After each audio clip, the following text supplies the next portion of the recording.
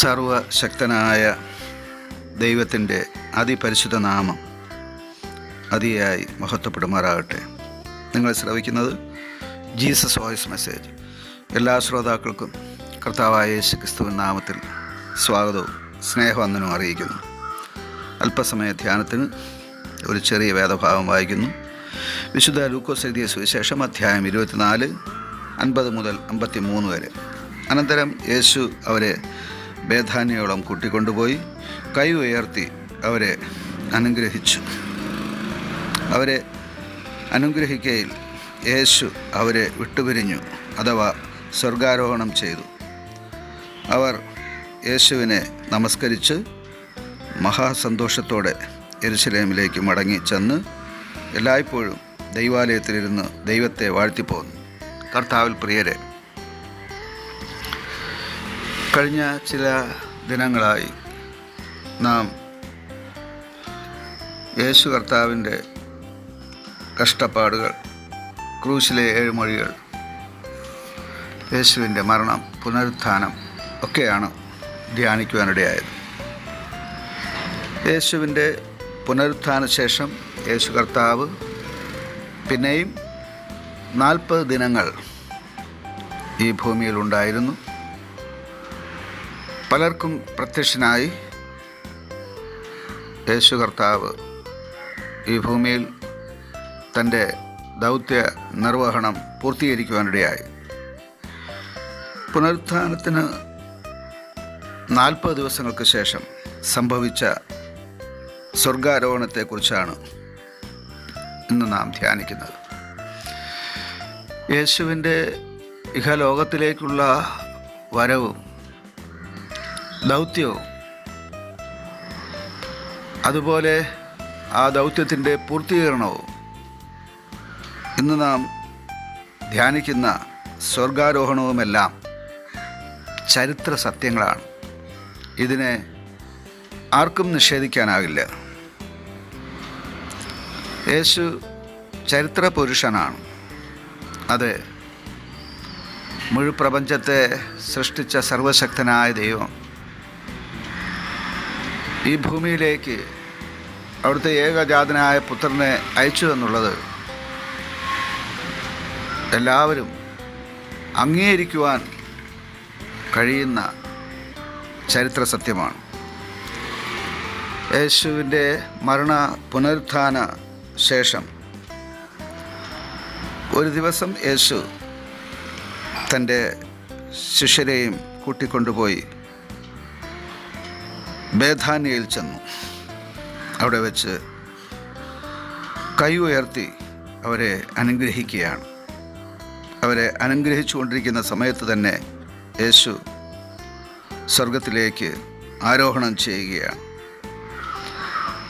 പ്രാവ് പറന്നു പോകുന്നത് പോലെ യേശു ഭൂമിയിൽ നിന്നും സ്വർഗത്തിലേക്ക് ആരോഹണം ചെയ്യുവാനിടയായി.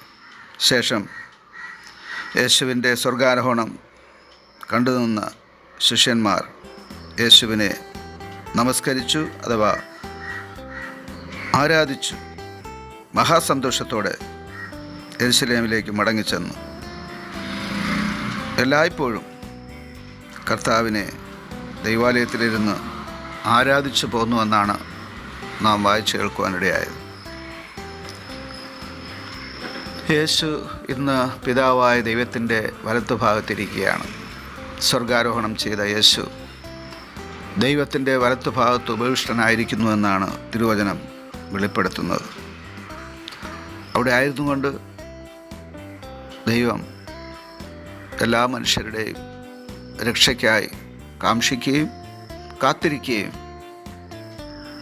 എല്ലാ മനുഷ്യർക്കു വേണ്ടിയും പിതാവായ ദൈവത്തോട് മധ്യസ്ഥത ചെയ്യുകയും ചെയ്യുന്നു. യേശുവിൻ്റെ ഉത്ഥാനവും അഥവാ ഉയർപ്പും യേശുവിൻ്റെ സ്വർഗാരോഹണവും ഒക്കെ ദൈവത്തിൻ്റെ അഥവാ യേശുവിൻ്റെ ദൈവത്വത്തെയാണ് വെളിപ്പെടുത്തുന്നത്. യേശു ദൈവമല്ല എന്ന് ചിന്തിക്കുന്നവർ ഇപ്പോഴും ഒരു സമൂഹമുണ്ട്. അവർ പറഞ്ഞ് മനസ്സിലാക്കിപ്പിക്കുവാൻ സാധ്യമല്ല. എന്തുകൊണ്ടെന്നാൽ അവരെപ്പോഴും ഏതെങ്കിലും ഒരു വാദഗതിയിൽ കുടുങ്ങിക്കിടക്കും. സത്യം ഗ്രഹിക്കുവാനും സത്യം അംഗീകരിക്കുവാനും സത്യം ഉൾക്കൊള്ളുവാനും അവർ ഒരിക്കലും അവരെ തന്നെ സമർപ്പിക്കുകയില്ല. അതുകൊണ്ട് അവരെ എത്ര തന്നെ ഗ്രഹിപ്പിക്കുവാൻ ആരെല്ലാം പരിശ്രമിച്ചാലും അവർ പരാജയപ്പെടും. അതുകൊണ്ട് തന്നെ തർക്കിക്കുന്നവർ തർക്കിക്കട്ടെ. യേശു അഥവാ ദൈവപുത്രൻ മാനവരാശിയുടെ രക്ഷകനായി, ദൈവപുത്രനായി, ദൈവമായി വന്ന് മാനവരാശിയുടെ രക്ഷ എന്ന ദൗത്യം പൂർത്തീകരിച്ച് മടങ്ങിപ്പോയിരിക്കുകയാണ്, അഥവാ സ്വർഗാരോഹണം ചെയ്തിരിക്കുകയാണ്. ഇന്ന് ക്രിസ്തു യേശുവിൽ വിശ്വസിക്കുന്നവർക്കുള്ള വലിയ പ്രത്യാശ യേശുവിൻ്റെ രണ്ടാം വരവാണ്. അതിനായി നമുക്ക് പ്രാർത്ഥനയോടെ കാത്തിരിക്കാം. ആമേൻ, ആമേൻ.